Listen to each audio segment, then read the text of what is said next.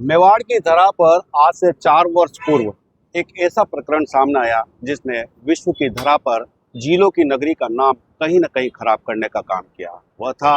स्वर्गीय कन्हैयालाल हत्याकांड। यहाँ पर सबसे बड़ा विषय ये हो रहा है कि हालांकि सरकार जो कछुए की चाल को इस्तेमाल करते हुए सारी कानूनी प्रक्रिया कर रही है, लेकिन परिवारजन इस चलती कानूनी प्रक्रिया से खुश नहीं है। उनका मानना है कि इसको फास्ट ट्रैक में लिया जाए और शीघ्र न्यायिक निर्णय मिला जाए। न्याय प्रक्रिया से भी संतोषप्रद नहीं है परिवार। और आज जिस तरह का एक वाकया सामने आया है कि जो तत्कालीन समय में जो सीआई साहब थे यहाँ पर, उनको वापस से एक नया तोहफा देकर यहाँ पर डिप्टी के पद पर तैनात किया गया है। उसी बात को लेकर अब विरोध दर्ज करवाया गया है। हालांकि उनकी जो नियुक्ति थी उसको कुछ समय के लिए रद्द कर दिया गया है। बीते कल सोशल मीडिया के माध्यम से उनके सुपुत्र यश साहू ने एक अपील की थी कि किस तरीके से राज्य की सरकार और देश की केंद्र सरकार और सारी कानूनी व्यवस्था काम कर रही है। उसके बाद प्रशासन भी एक तरह से देखा जाए तो मुस्तैद हुआ और त्वरितता से अपने निर्णय को वापस लेते हुए कुछ कदम पीछे अवश्य गया है। लेकिन देखने वाला विषय यह है कि आने वाले दिनों में क्या राजपुरोहित जी वापस यही लगते हैं या फिर उदयपुर के मेवाड़ के किसी पद पर वो नजर नहीं आते हैं। यश जी, किस तरह का विरोध था और आखिरकार जो आईजी साहब से आज मिले हैं उसके बाद किस तरह की कार्यप्रणाली अपनाई गई है? देखिए, विरोध जो धानमंडी थाने की उस समय सीआई थे, जबकि मेरे पिताजी का प्रकरण था। मेरे पिताजी उस थाने में कई बार गए, उन्होंने सिक्योरिटी भी मांगी, उन्होंने कई सारी वहाँ पे मांग की कि हमें मुझे सुरक्षा दी जाए। पर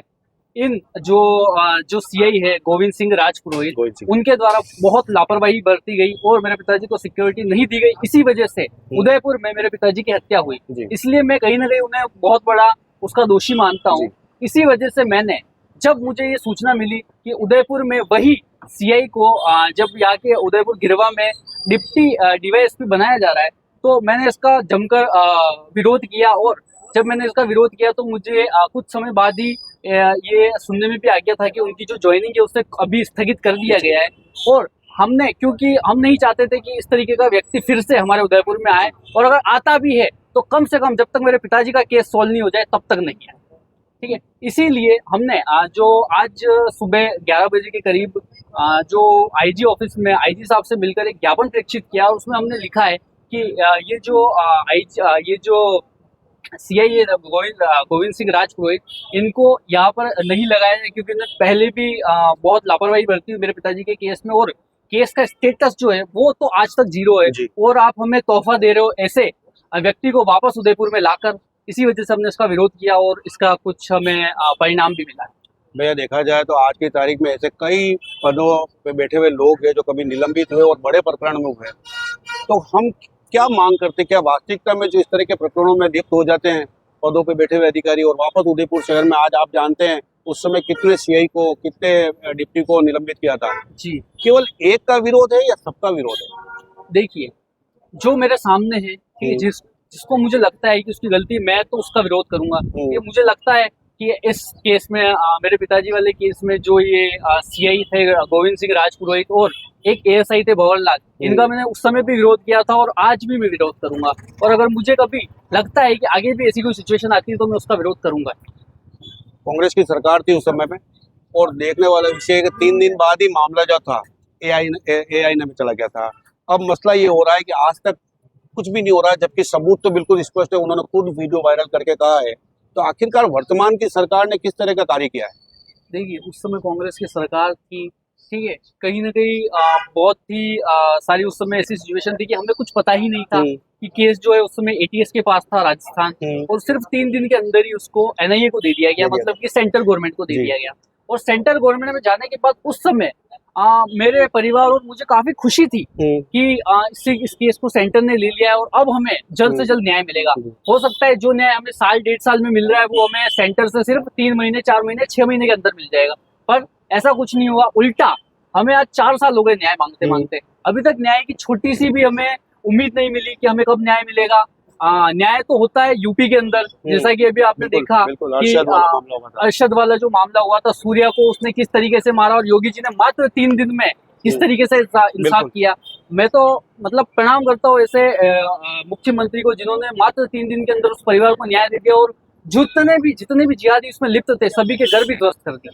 तो क्या मानते हैं, योगी जी से बेहतर काम भजन लाल जी नहीं कर रहे हैं? देखिए भजन लाल जी तो पता नहीं क्या ही कर रहे हैं, ठीक है, क्योंकि उनसे मेरी मुलाकात भी हुई थी, ठीक है, मैं उनसे मिला भी था, उन्होंने मुझे आश्वासन भी दिया था कि हम आपके केस में कुछ करेंगे, पर उस बात को भी लगभग 2 से 2.5 साल हो गए, आज तक उनकी तरफ से तो कुछ नहीं हुआ, उल्टा केस और भी स्लो होता हुआ नजर आ रहा है। कैसे देख रहे हैं, देवराज प्रकरण भी हुआ था बाद में, उसके परिवार को अभी तक जो 51 लाख की राशि मिलने वाली थी उसके अंदर से एक पैसा नहीं दिया, डरा और रहे उनको, मैं मिलके आता हूँ उनसे कभी कभी, डरा और रहे, तो अपनी कथनी पे भी तो वो सही नहीं रह पा रहे। देखिए अब मैं आपको क्या ही बताऊं, मेरे पिताजी के बाद उदयपुर में ही लगभग 2 से 3 प्रकरण हो चुके हैं, ठीक है, उदयपुर में देवराज हत्याकांड हुआ, देवराज हत्याकांड के बाद बीच में एक और लड़के का मंडी में एक लड़के का और मर्डर हो गया, नाड़ाखाड़ा में हो गया था, उसके बाद अभी दिसंबर रिसेंट जो कि आरव खोखर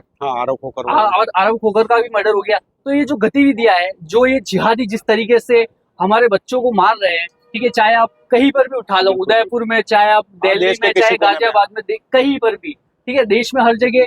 कोई त्योहार होता है, चाहे हिंदू का त्योहार हो तो भी हिंदू मारा जा रहा है, चाहे मुसलमान का त्योहार हो तो भी हिंदू मारा जा रहा है, ठीक है, ईद पर भी हिंदू मारा जा रहा है, होली पर भी हिंदू मारा जा रहा है।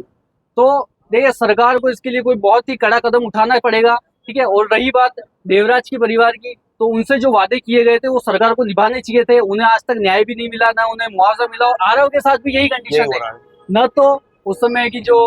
यहाँ के मौजूदा जो प्रशासन था उन्होंने उनसे वादे कर दिए कि भाई उन्हें मुआवजा मिलेगा, उनके बेटों को नौकरी मिलेगी, बट आज जब वो माता जी मेरे पास आई कि उन्होंने मेरे से बात की, आज वो अभी मेरे साथ ही थी, उन्होंने मुझे बताया यश भैया कुछ नहीं हुआ, और अभी हमने कलेक्टर साहब को उसका ज्ञापन भी प्रेषित किया है।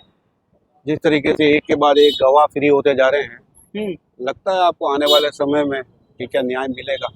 आशा है? देखिए मेरे केस के अंदर टोटल 9 आरोपी पकड़े गए थे, ठीक है, जिनमें से 2 की जमानत हो चुकी है, एक का नाम है फरहाद मोहम्मद और दूसरे का नाम है जावेद, ठीक है, 2 लोगों को तो इन्होंने छोड़ दिया, और जिस तरीके का मैंने आज तक का रिकॉर्ड देखा है केसेस में, ऐसा ही होता है हर केस में, पहले 1 छूटता है, 2 छूटता है, ऐसे धीरे धीरे करते करते मुख्य आरोपी तक को भी छोड़ दिया जाता है। उस समय कुछ फोटो भी वायरल हुए थे, उसके अकॉर्डिंग मेरा तो एक बहुत बड़ा सवाल है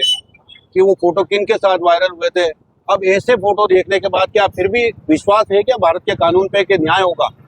देखिए वो जो फोटो जब मैंने देखे थे तो कहीं ना कहीं मैं भी असमंजस में था कि ये कैसे हो सकता है, ठीक है, और वो फोटो आज भी मेरे दिमाग में घूमते हैं कि वो फोटो कैसे, उसका जो फोटो था वो हमारे यहाँ के जो लोकल एमएलए उस समय गुलाब चंद कटारिया के साथ था, श्रीमाली जी के साथ था, तो वो मेरी समझ से बाहर है, और कहीं ना कहीं मुझे इस बात का हमेशा दिमाग में रहेगा कि ऐसा क्यों था, ठीक है, और क्यों ये लोग उनके साथ थे, और इस चीज का अभी तक मुझे कोई जवाब नहीं मिला कि क्या हुआ। एक अंतिम सवाल है, कल आपकी एक वीडियो देखा था मैंने एक सोशल मीडिया साइट पे, जिस तरह के कमेंट आ रहे हैं अब 2 फाड़ होते जा रहे हैं, क्या कुछ कहना चाहोगे उन लोगों को जो थोड़े अनर्गल टाइप के कमेंट लिख रहे हैं? देखिए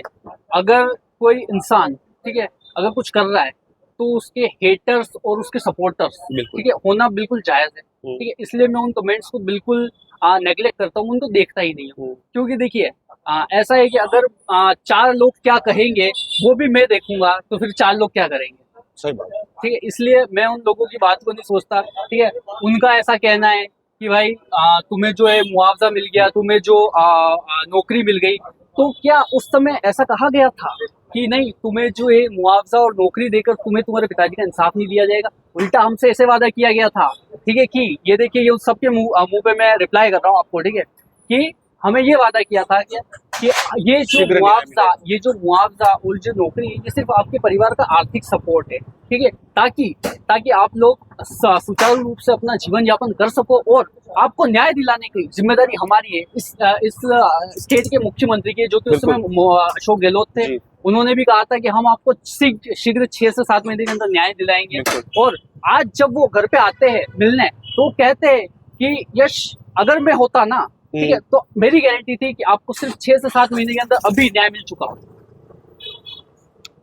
ये अपने आप में एक बहुत बड़ा विषय है, और देश के लिए, देश के अंतर्गत ही नहीं विश्व के अंतर्गत जो हमारी मेवाड़ की झीलों की नगरी उस समय जो बदनाम हुई, छवि खराब हुई, उसकी भरपाई कहीं न कहीं इन जिहादियों को सजा देकर वापस सही की जा सकती थी, क्योंकि पर्यटकों का शहर है उदयपुर, यहाँ पर जो आर्थिक स्थिति लोगों की जुड़ी हुई है, वो पर्यटकों से ही जुड़ी हुई है। ऐसे में अगर पर्यटक उदयपुर शहर में नहीं आता है तो ये सबसे बड़ी जिम्मेदारी उस प्रशासन की होती है जो जिम्मेदार पदों पर बैठकर अपनी जिम्मेदारियां निभाते हैं। अब देखने वाला विषय यह है कि आखिरकार एक परिवार जो बिना सहाय के पिता के रह रहा है और लगातार लंबे समय से पिछले 4 साल से न्याय की गुहार लगा रहा है, चाहे वो कोई भी सरकार हो, सरकार को अपने राज्य के लोगों का संरक्षण करना ये उसकी बहुत बड़ी जिम्मेदारी होती है। और वो जिम्मेदारी का निर्वहन नहीं करते हैं तो ऐसे में यही वो जनता है जो आपको ताजपोशी करके एक बड़े पद पर ले जाती है, तो हो सकता है कभी खींच के आपको आम जनता के मध्य लाके खड़ा कर दे। नमस्कार, मैं कविश बल्ला और आप देख रहे हैं उदयपुर खबर।